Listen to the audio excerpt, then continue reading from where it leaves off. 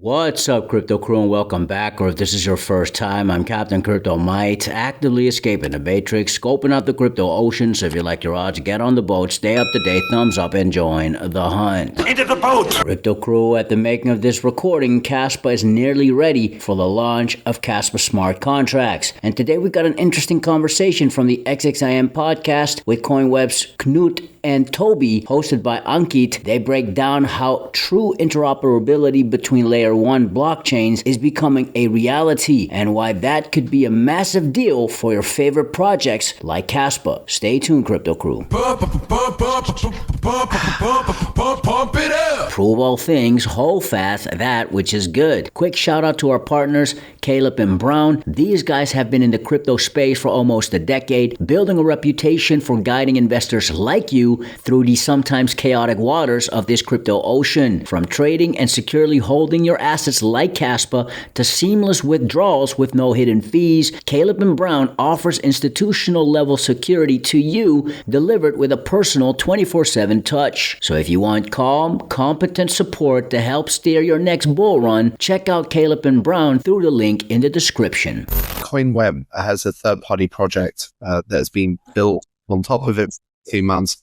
And then this is showcasing just a small part of what Coinweb's technology and what it affords projects to be able to go and build and do on top of us. Allowing projects to build on any chain that Coinweb supports, and then to be able to move freely between those chains. You've seen a lot of cases where projects, let's take a really famous one, like CryptoKitties, built on top of Ethereum. And then all of a sudden, with even what was a minimal amount of volume of traffic at the time, crushes the entire the Ethereum platform.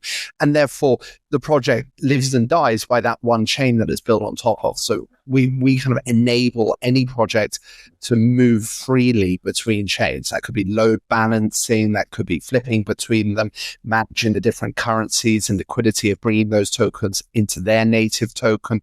So it's freedom, effectively. And the majority of the projects that you see out there, that for example, they're layer 2s, or it's a project that's trying to solve a small pain point of one particular chain.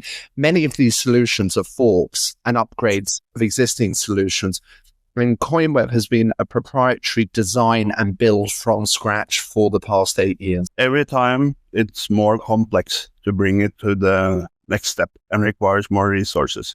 So you have something which was groundbreaking with Bitcoin, where you actually have, for the first time ever, you have a small computation, which is updating wallet balances between people, could be done deterministically and verifiable without any trusted party. The next step was Ethereum, where you could do more complex computation. It was a programmable system, so you could do smart contracts during complete functionality. That had its limitation because it was structured in a way so that the application is more or less hard-coded into the underlying blockchain protocol. Now, what Coinweb is doing, we're expanding that so that you have this verifiable computation, but it spans across basically any combination of chains, which means that you can combine more data, and you can do it with a much higher complexity because you have a more scalable computation, but you maintain the deterministic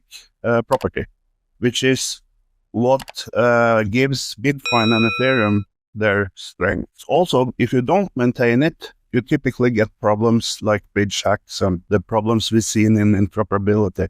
So we feel we've taken the whole technology one notch up, but it is also that much more complex to actually do it. The native currency, so moving Bitcoin from Bitcoin blockchain to Ethereum blockchain, right? And being able to swap those assets, right? Without needing to go through exchanges, because typically most people will just go through exchanges to do that, right? Blockchains at their core are silos. They are incompatible with one another, and thus the assets living on those chains are incompatible with one another. So the way centralized exchanges have dealt with the problem of swapping those assets to date is because they're doing it within a black box, typically not even moving the assets on a deposit. It's just a ledger, right? Yeah. It's a ledger-based.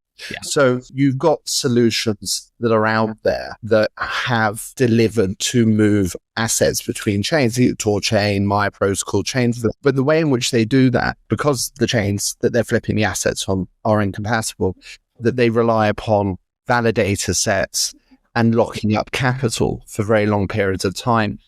And there's a cost attached to that.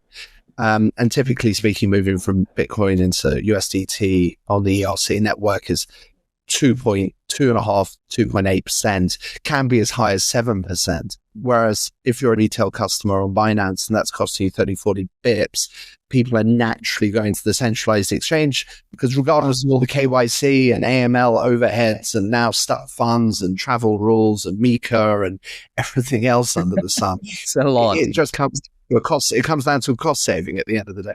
So what Coinweb's architecture has enabled the DEX that's just being launched, built on top of us to do is to be able to move those assets pretty much at a similar price to what a centralized exchange is doing. Coinweb's architecture mitigates the requirement for the validator sets and also the requirement for large amounts of capital to be locked up for long periods of time. And there's a saving to both of those points. And that saving is being passed down to the retail swappers. So like, how does Coinweb's architecture enables this seamless communication, right? And data exchange perhaps between independent blockchains without needing to rely on the bridges or validators as Toby, you just highlighted, right? The principle is quite simple, really, because information in the individual blockchains, it's under consensus of the validators in that blockchain. So these distributed consensus networks, they are key to the technology.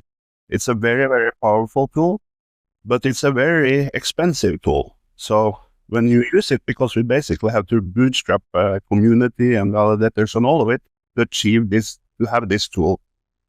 And what Coinweb is doing is to take advantage of the job that was already done on these L1 blockchains with the validator sets that they have. And then we have a mechanism based upon that can prove information between the chains without adding another blockchain in between or any validators or anything like that. Because what they are effectively doing, they're a third layer of consensus. This is voting. So they are voting on what was already voted on the different L1 chains. However, the structure of these L1 chains, they are already provable through cryptographic proofs.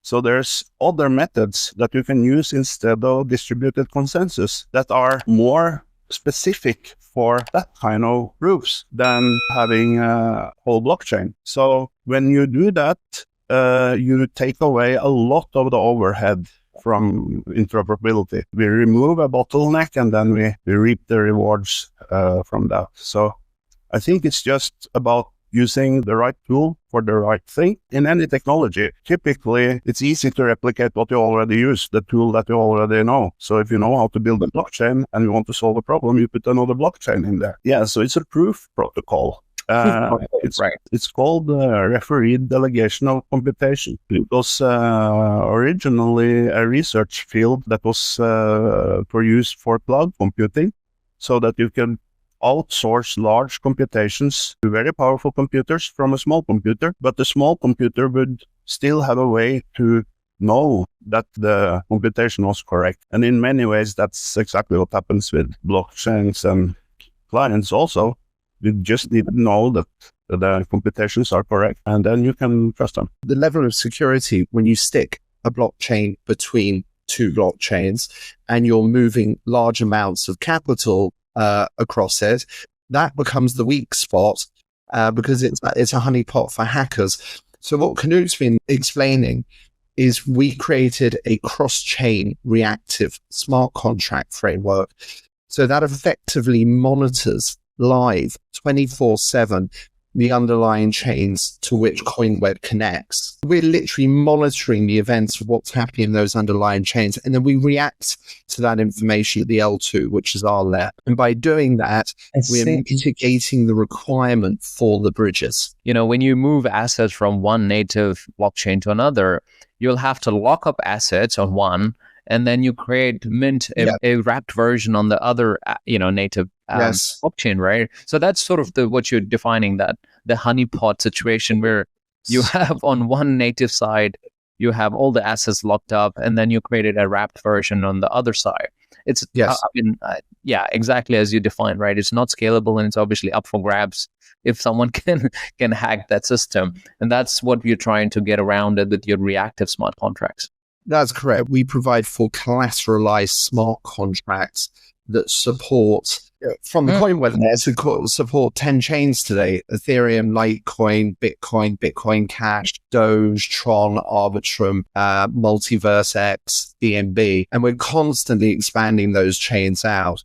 And so our cross-chain reactive smart contracts are compatible with those underlying chains. And it's just a new architecture, which is now proven to work via PackSwap at a much lower cost base. Interoperability is shaping crypto's future, and because Kaspa is built towards the future as we speak, it could be a huge winner in this shift. Big shout out to Ankit and the XXIM Podcast, and to Coinweb's Knut and Toby for dropping those knowledge bombs. In one of our next vids, we'll dive deeper into a possible integration with Kaspa. Speaking of Kas, you should protect your assets. Self-custody is key. We recommend the Tangent wallet, of which you can get 10% off using code CryptoCrew with the link in the description. Prove all things, hold fast that which is good. Stick around. Fix your mind before you get to the grind. And with that said, let's continue to escape the matrix. Let's continue to be on the lookout for the next big thing here on the crypto ocean. Grow in grace, and let's make some crypto waves. Say I.